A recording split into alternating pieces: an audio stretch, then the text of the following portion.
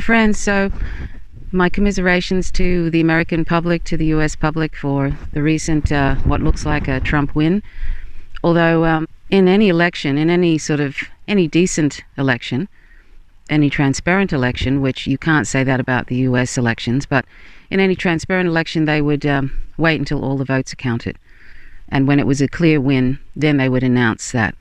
And I just watched the speech from Donald Trump, who looked quite peeved and looked like he was sniffing a lot, which I'm not going to comment on that, but that was a bit odd. But anyway, he was sort of, as usual, not in any humble way. I've seen other leaders who think they've won and they're usually incredibly humble. They usually sort of say something nice about the other leader who is, competing against them.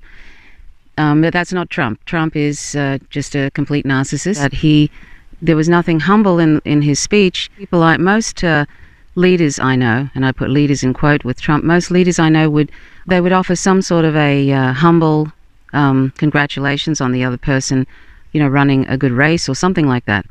But no, not Trump. He, in usual form, is so arrogant, really, and basically sort of was carrying on and on about, we've got this many votes in that state and that many votes and yada yada, and it's so, we won big, and you know how he talks. But the thing that is disturbing is that now he wants to stop the counting of the votes. He wants to draw in some sort of legal precedent where he wants to stop vote counting because he said they're going to find votes here and they're going to find votes there, and basically implying that they're going to commit fraud. And he actually called it this, he said it'll be committing fraud on the American people.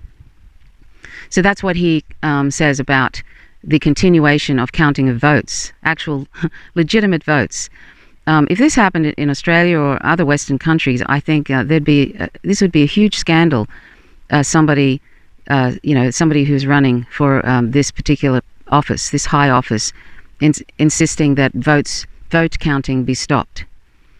And if he was so confident that there mightn't be a chance that Joe Biden might actually beat him maybe in a very thin margin, he wouldn't care if those votes were counted. And so it's bizarre that he obviously has some sort of fear that there might be the Pennsylvania votes that haven't all been counted and the Michigan votes that haven't all been counted, that the mail-in ballots, which are most likely going to go to Biden, are going to end up just maybe pulling Biden over the line.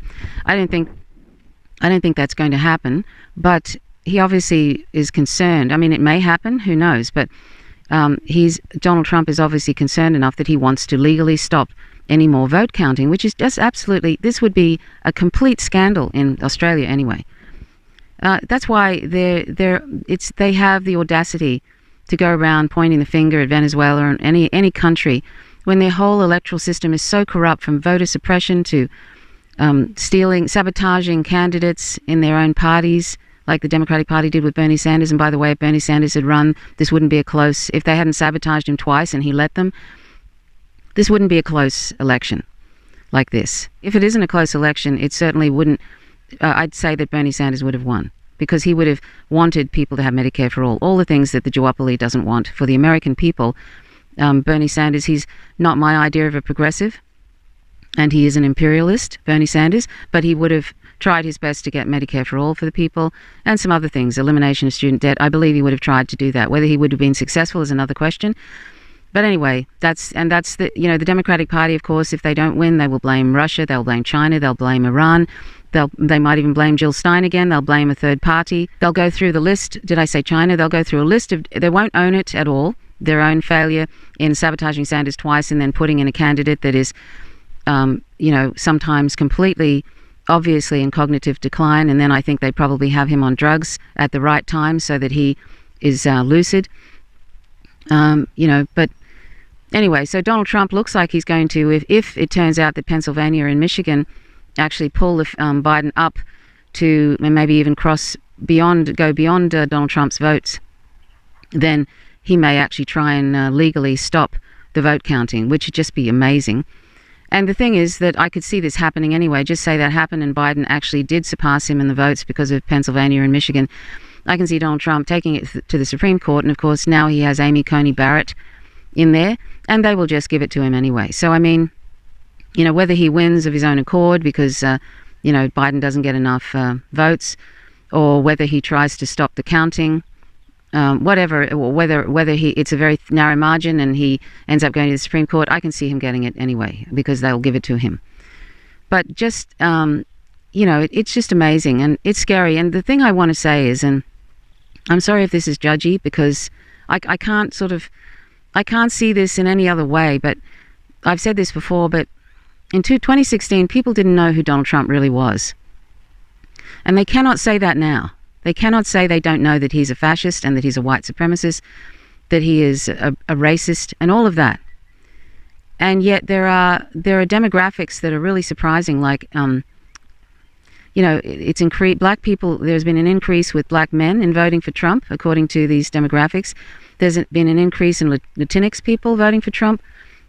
There's actually been a reduction in white men voting for Trump. There's an increase, I think, in white older people voting for Trump. I guess they're afraid because of COVID. But really, one has to ask, if they know who this man is, and that really, what is he offering them? He's not really offering them anything.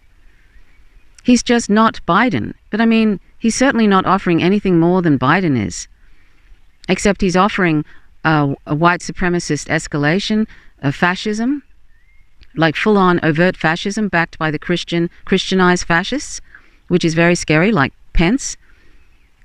There's a whole organized push of Christianized fascism taking place now in the United States. And really, all I can say now is that there are a whole lot of people, tens of millions of people, at least half, that are voting now for an obvious fascist, an obvious white supremacist, racist, but really the fascist is, I find, so significant. A real obvious fascist. They're voting for that this time, and they know it. And that is very disturbing. It's more disturbing to me than Trump winning.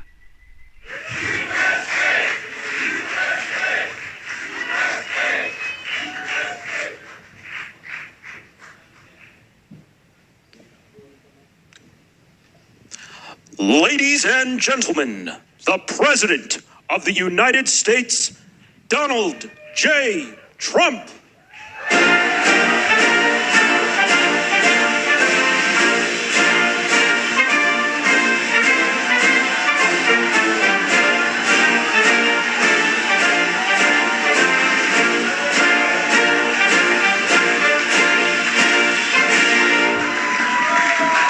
Well, thank you very much.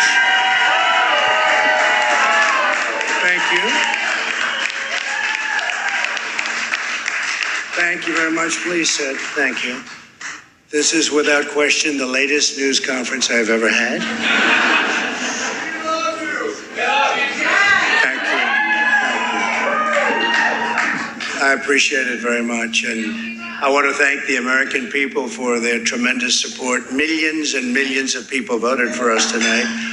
And a very sad group of people is trying to disenfranchise that group of people, and we won't stand for it. We will not stand for it.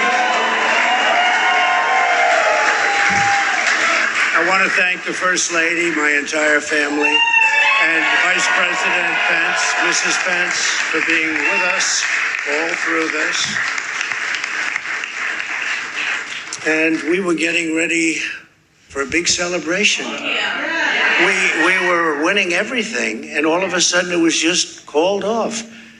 The results tonight have been phenomenal, and we are getting ready. I mean, literally, we were just all set to get outside and just celebrate something that was so beautiful, so good, such a vote, such a success.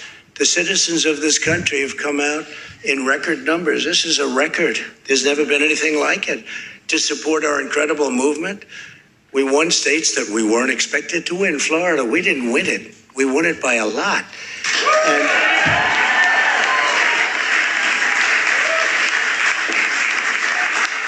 we won the great state of Ohio. We won Texas.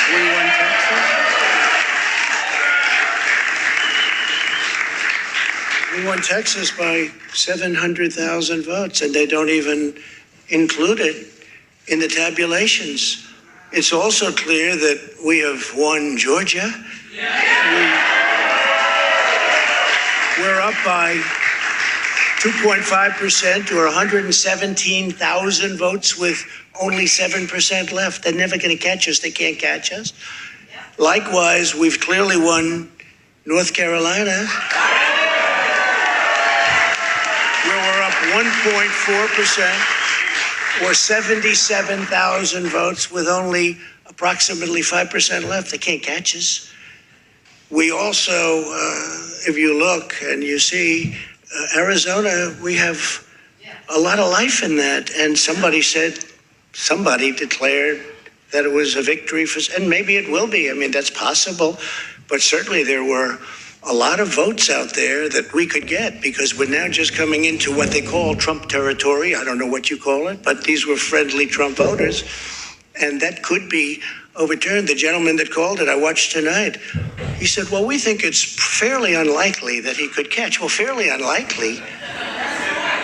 And we don't even need it. We don't need that. That was just a state that if we would have gotten it, it would have been nice, Arizona. But there's a possibility, maybe even a good possibility. In fact, since I saw that originally, it's been changed and the numbers have substantially come down just in a small amount of votes. So we want that obviously to stay in play. But most importantly, we're winning Pennsylvania by a tremendous amount of votes.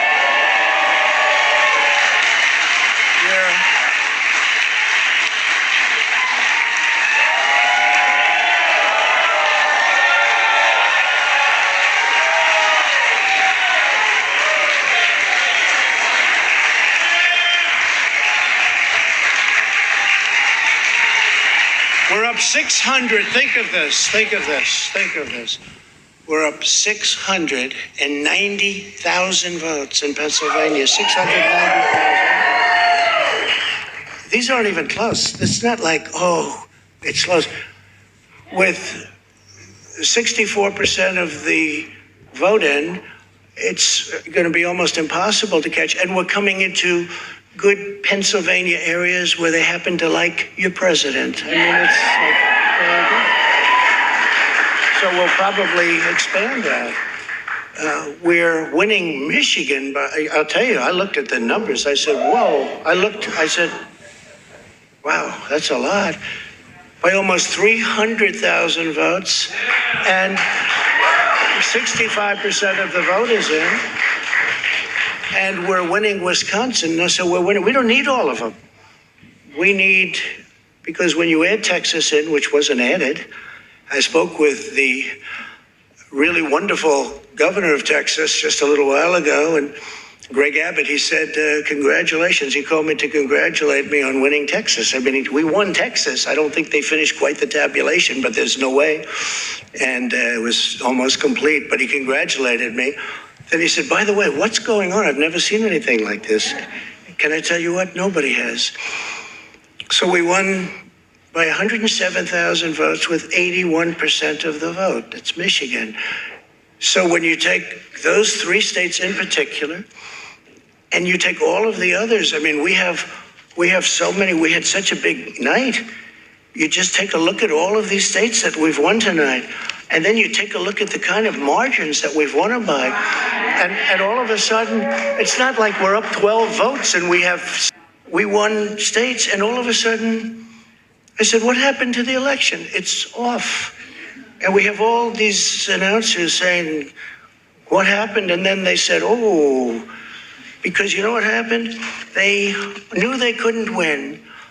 So they said, let's go to court. And did I predict this, Newt? Did I say this? I've been saying this from the day I heard they were going to send out tens of millions of ballots. I said exactly, because either they were going to win, or if they didn't win, they'll take us to court.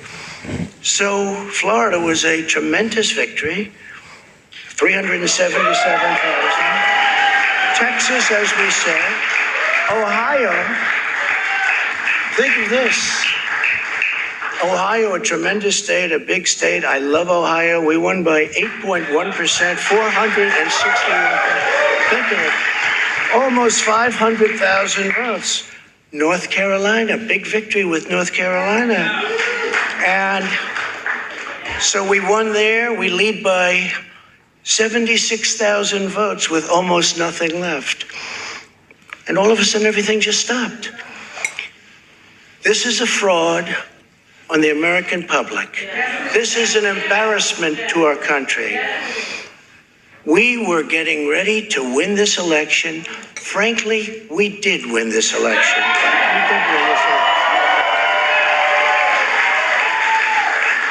So our goal now is to ensure the integrity for the good of this nation. This is a very big moment. This is a major fraud in our nation. We want the law to be used in a proper manner. So we'll be going to the U.S. Supreme Court. We want all voting to stop. We don't want them to find any ballots at 4 o'clock in the morning and add them to the list, okay? It's a very sad moment. To me, this is a very sad moment, and we will win this. And we, as far as I'm concerned, we already have won it. So I just want to thank you, and I want to thank all of our support. I want to thank all of the people that worked with us. And Mr. Vice President, say a few words, please. Please.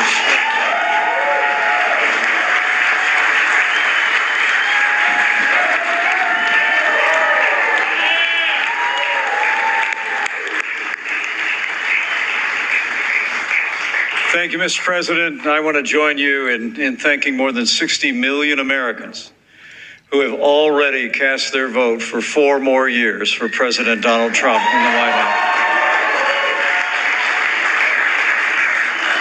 And while the votes continue to be counted, we're going to remain vigilant, as the President said. The right to vote has been at the center of our democracy since the founding of this nation, and we're going to protect the integrity of the vote. But I really believe with all of my heart, with the extraordinary margins, Mr. President, that you've and the way that you launched this movement across the country to make America great again, I truly do believe, as you do, that we are on the road to victory and we will make America great again. Thank you, Mr. President.